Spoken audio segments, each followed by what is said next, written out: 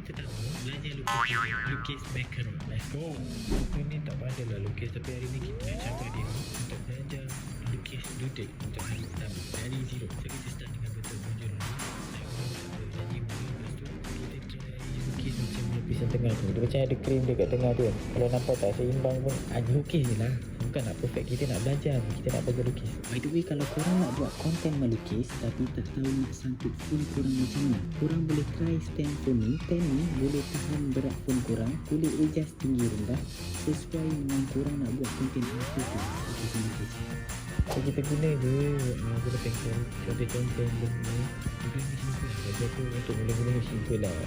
Kita boleh buat bujur, bulat semua kan. Simple je kan. Hari pertama kita dah settle, kita kena buat sampai jadi 3